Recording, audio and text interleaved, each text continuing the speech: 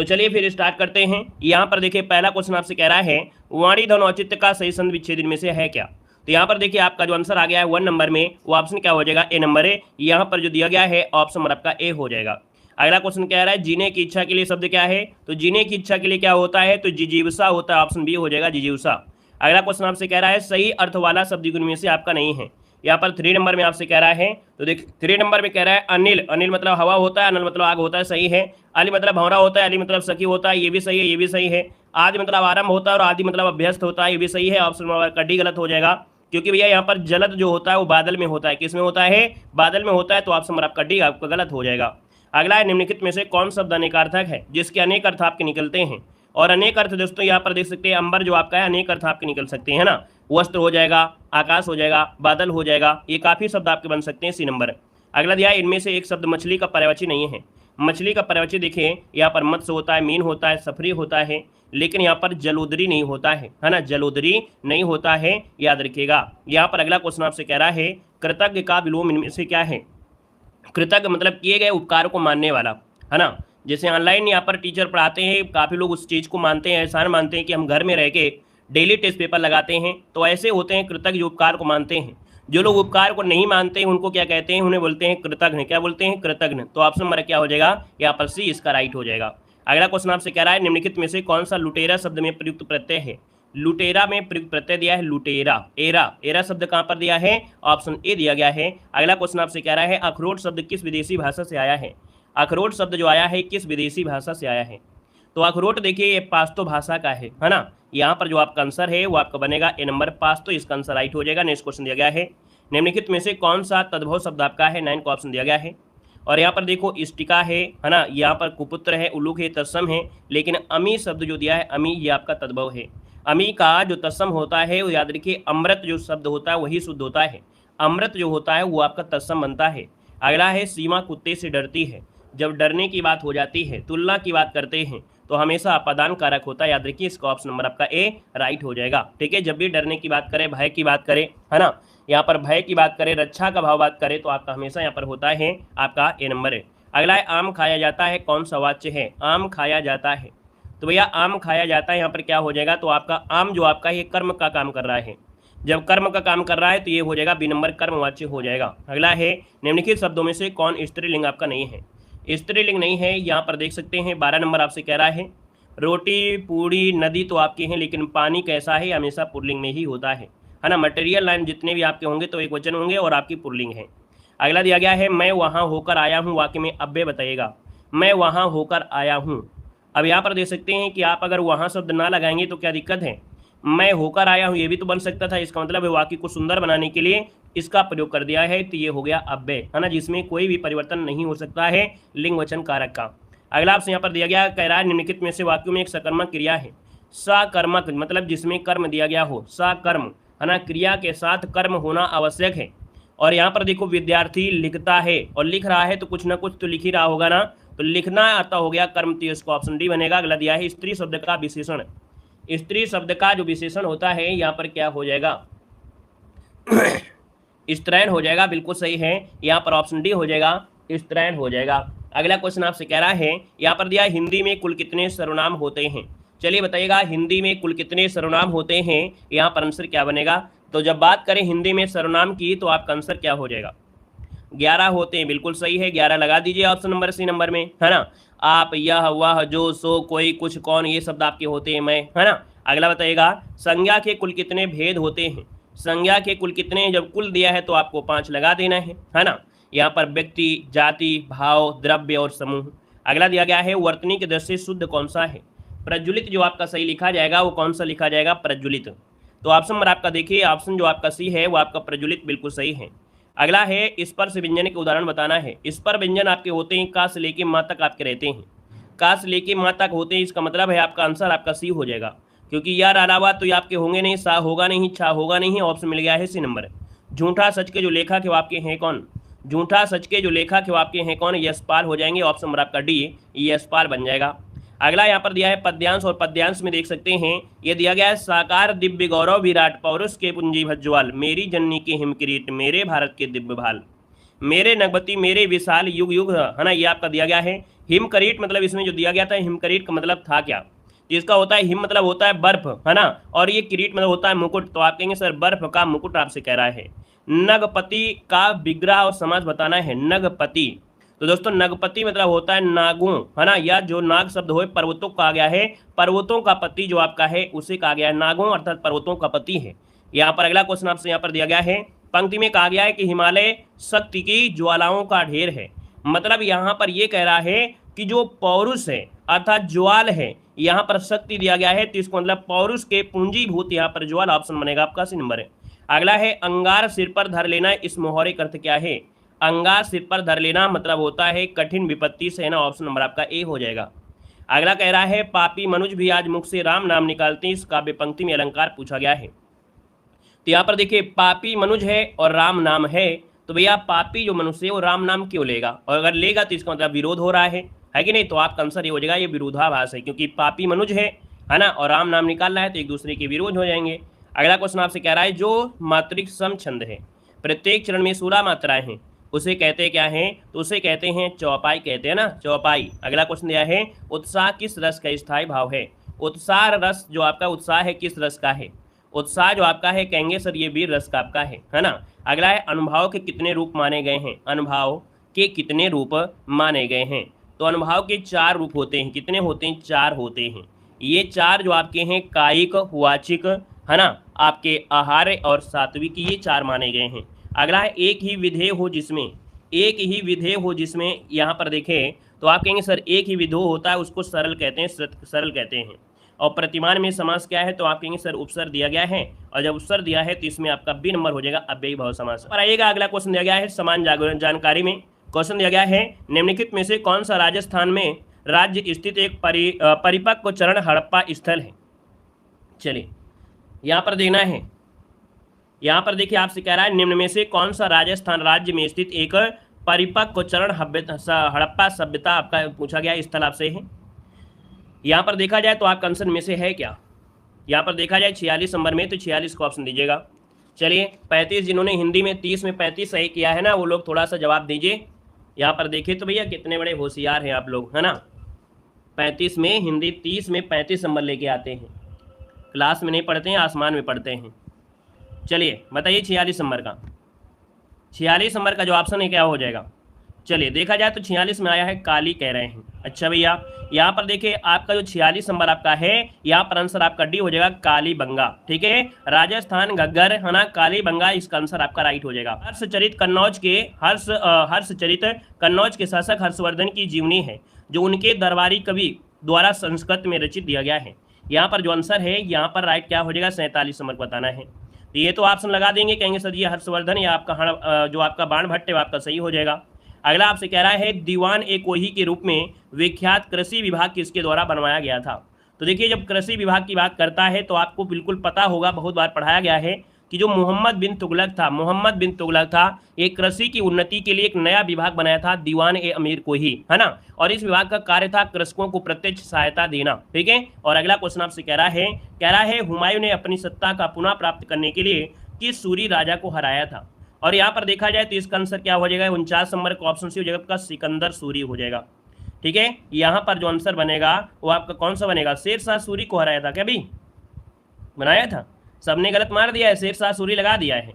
और शेरशाह सूरी कैसे हो जाएगा भाई? हुमायूं की बात हो रही है, शेरशाह सूरी आपकी 1945 सॉरी यहाँ पर 45 में आपका खत्म हो गया था, है ना। ये जो आपका था 45 में 1555 लगभग 1545 में इसकी डेथ हो गई थी, तो शेरशाह सूरी तो होगा नहीं। तो ये सिकंदर सूरी है जो आपके 1555 की बात है। 1555 की बात है। अफगान सेना का नेतृत्व सिकंदर सूरी ने किया था, मुगल सेना का नेतृत्व बैरम खान ने किया था, है ना। और इस युद्ध में हुमायूं ने दिल्ली का सत्ता फिर से आपका क्या कह सकते हैं अपना लिया था। ठीक है, अगला क्वेश्चन बताइएगा। क्वेश्चन दिया गया है किस देश के साथ भारत सबसे लंबी अंतर्राष्ट्रीय सीमा लगी है? तो ये तो आसान आपका आंसर है, आप कहेंगे सर ये तो बांग्लादेश के साथ लगी हुई है। बाकी क्रम याद करने के लिए बचपन का सपना MBA वाला आप करते लीजिएगा। बचपन का सपना MBA क्रम से बिल्कुल लगाते चले जाइएगा। बांग्लादेश, चीन, पाकिस्तान, नेपाल ऐसे लगाते चले जाइएगा। अगला है दक्कन के पठार के पूर्वी और दक्षिणी भाग में कम वर्षा वाले क्षेत्रों में क्रिस्टलीय अग्नि चट्टानों पर विकसित होती है। तो देखिए दक्कन का जो क्षेत्र है उसके पूर्वी और पश्चिम भाग में बारिश बहुत कम होती है ना, बारिश बहुत कम होती है क्योंकि पहाड़ पड़ जाते हैं और पानी ऊपर से निकल जाता है तो कम बारिश होती है। तो ऐसी जगह जो मिट्टी आपकी है वो आपकी लाल मिट्टी आपकी इस एरिया में मिलेगी, लाल मिट्टी आपकी याद रखिएगा, ठीक है ना। यहाँ पर देखिए अगला क्वेश्चन आपसे कह रहा है भारतीय महासागर में सबसे छोटा द्वीप आपका है कौन। अब इसमें से कोई दिक्कत है क्या, भारतीय महासागर में सबसे छोटा द्वीप देश का है, तो आपको एशिया की बात है तो आपको भी यहाँ तो आपको मालूम है कि जो मालदीव है, कौन है, जो आपका मालदीव है, मालदीव आपके भैया एशिया में भी छोटा है तो आपके पड़ोसी भारत का है, तो ये तो हो ही जाएगा द्वीपों में से, ठीक है ना। यहाँ पर अगला क्वेश्चन आपसे कह रहा है कि दोराबजी टाटा द्वारा Tata iron and steel company जो टिस्को है इसकी स्थापना किस वर्ष में की गई थी। तो टिस्को की स्थापना हुई थी आपके 1907 में हुई थी, 1907 में, 26 अगस्त 1907 में। ये कहाँ पड़ता है, जमशेदपुर, झारखंड में पड़ता है ना, बहुउद्देशीय कंपनी आपकी है। और यहाँ पर अगला दिया गया है भारतीय संविधान के किस अनुच्छेद में नागरिकता के अधिकारों की निरंतरता का उल्लेख है।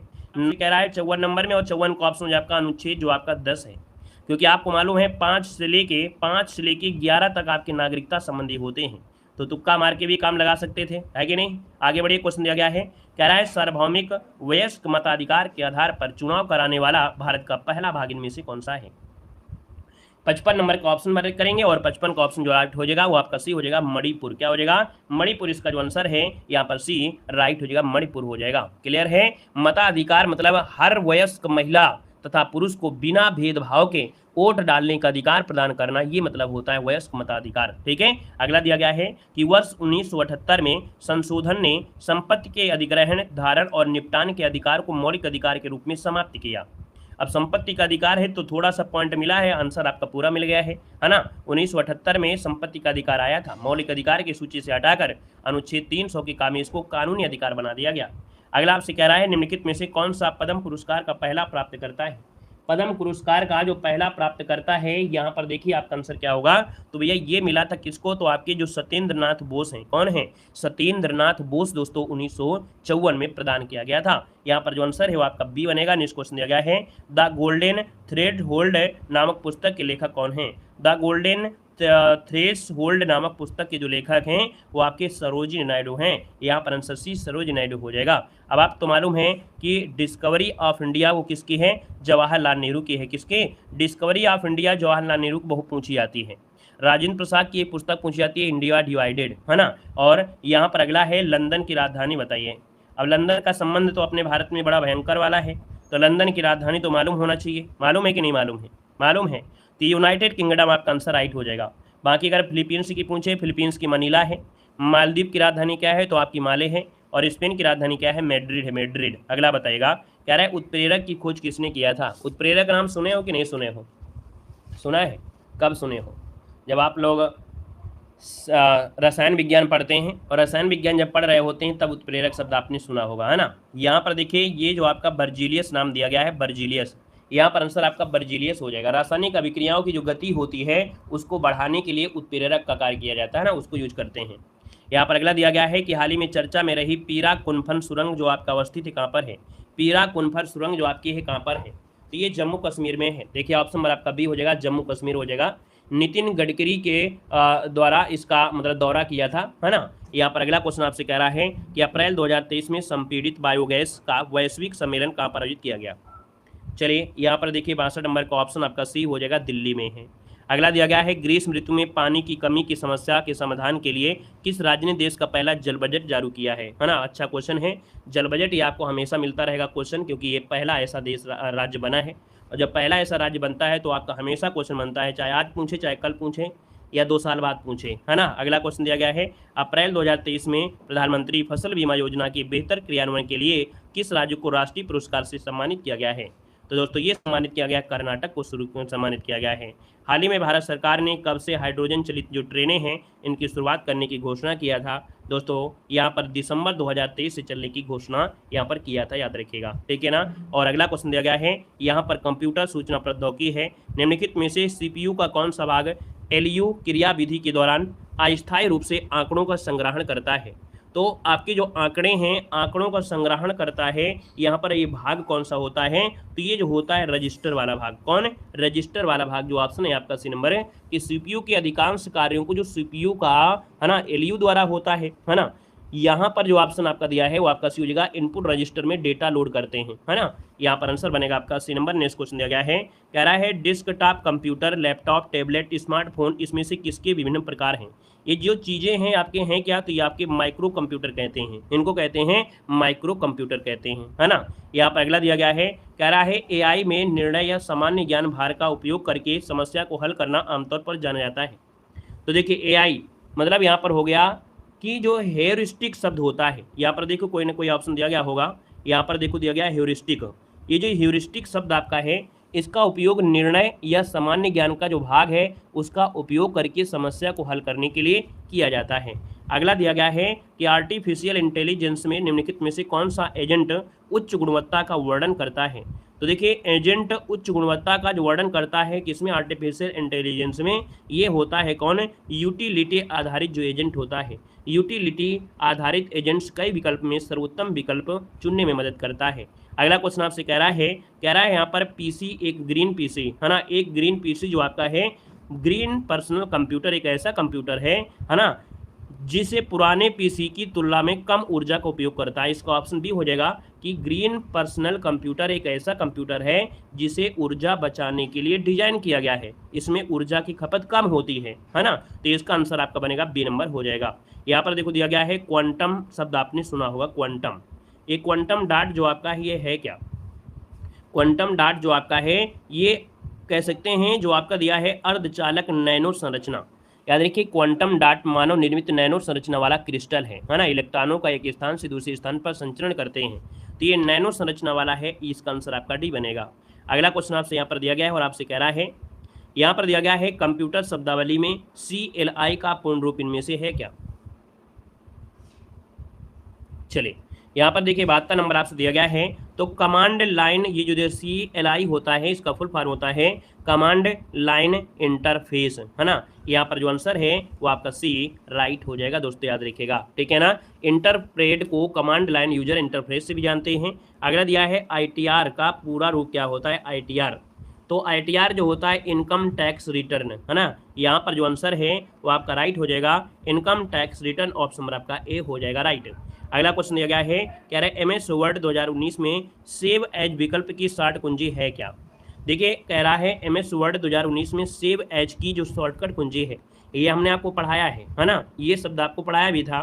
तो यहाँ पर जो फंक्शन 12 है ना, कौन है, एक की होती है फंक्शन 12 जो आपकी है, इसका प्रयोग करके सेव एज आपका यहाँ पर विकल्प हो सकता है शॉर्ट कुंजी में। अगला दिया गया है MS वर्ड 19 में ऐड नोट डालने के लिए किस शॉर्टकट कुंजी का इस्तेमाल करते हैं। यहाँ पर दिया है एंड नोट डालने के लिए ये शॉर्ट कुंजी होती है, पहले कंट्रोल दबाइए फिर आल्ट दबाइए फिर डी दबा दीजिए, तो यहाँ पर हो जाएगा control plus alt plus D हो जाएगा। इस प्रकार से यहाँ पर आंसर राइट हो जाएगा, क्लियर है। और यहाँ पर देखिए अगला, अच्छा ये जो शब्द दिया गया है 12 वाला, ये क्या होता है, 12 वाला होता है किसी सिलेक्ट कोटेशन ऑप्शन, किसी को सिलेक्ट करना होता है ऑपरेशन को, है ना। और यहाँ पर जो आपका एक्स दिया गया है ये इंडेक्स एंट्री मार्क होता है, कोई इंडेक्स दिया उनकी एंट्री मार्क होता है।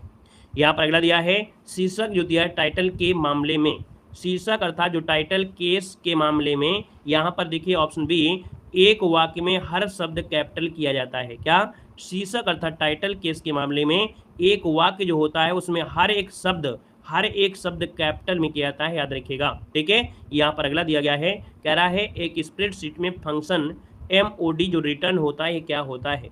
77 का ऑप्शन होता है शेष जब आप दो संख्याओं को विभाजित करते हैं तब आप फंक्शन मोड रिटर्न का प्रयोग करके ही कर सकते हैं। अगला दिया गया है, कह रहा है ईमेल सेवा निरूपित करता है, ईमेल सेवा क्या निरूपित करता है, तो इलेक्ट्रोमैग्नेटिक मेल, क्या बोलते हैं, इलेक्ट्रोमैग्नेटिक मेल इसे कहा जाता है, एक प्रकार का डिजिटल संदेश होता है। अगला दिया गया है प्रचालन तंत्र द्वारा निम्नलिखित में से कौन सा कार्य किया जाता है। प्रचालन तंत्र दिया गया है, इसके द्वारा जो हम करते हैं क्या करते हैं, मतलब ऑपरेशन सिस्टम।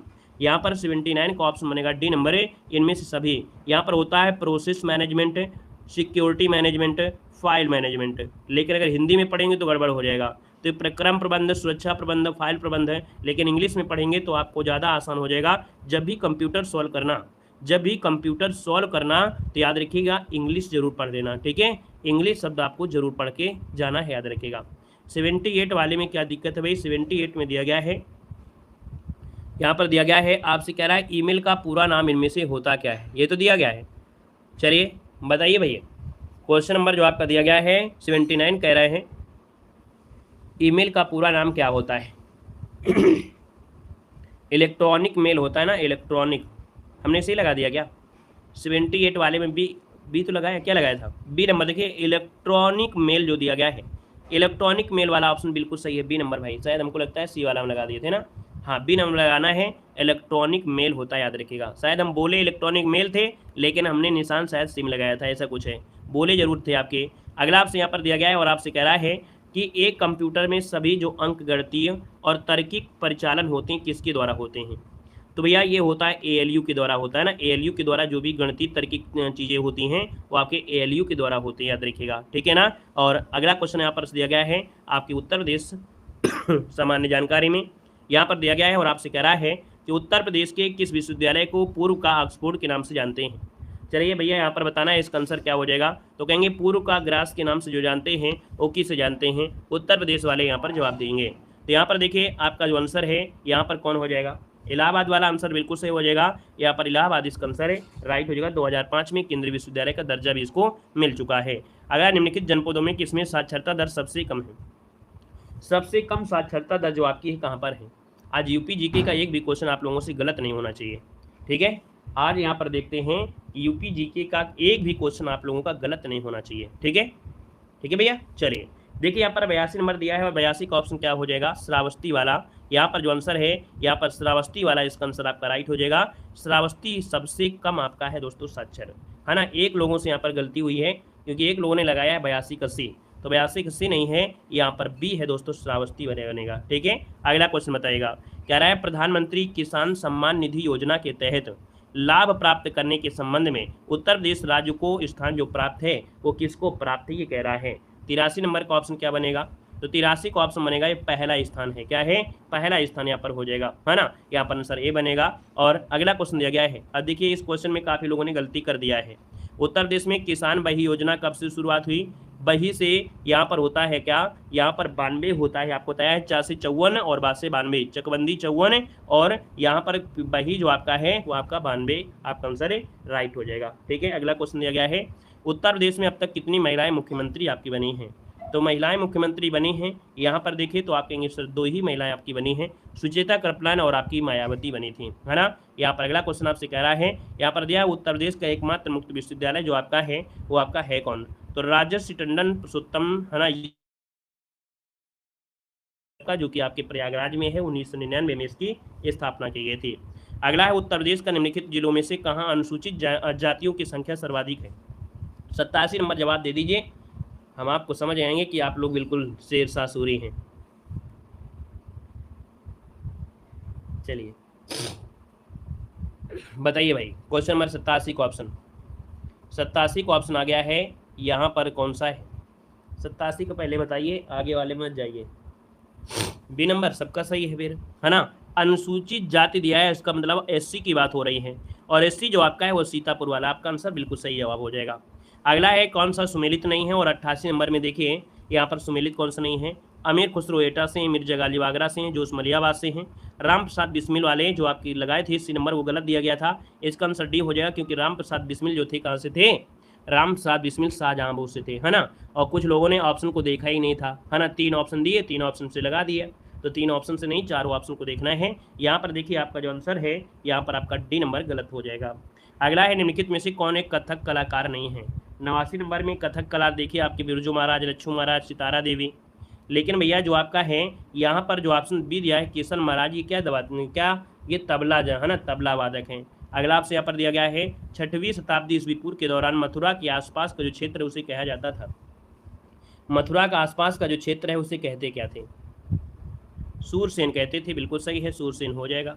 मतलब यूपी जीके में हमें लग रहा है कि आपको दिक्कत कम आ रही है ना, सबके जवाब 1-2 बच्चे तो ऐसे मिल ही जाएंगे, है ना, जल्दीबाजी में हो जाएंगे, हो सकता है दिमाग अगला हो, मन अंते चितंते जीरा रहे उदास, है ना। तो 1-2 गलतियां तो हो ही जाएंगी कुछ बच्चों से, क्योंकि धान काटने में कोई दिमाग लगा होगा, कहीं गेहूँ काटने में, है ना, तो इसलिए एक आधी गलती हो जाती होंगी। अगला बताइएगा कि नवाब शुजाउद्दौला की बेगम प्रसिद्ध का जो मकबरा है, बहू बेगम का मकबरा 21 स्थान पर अवस्थित है।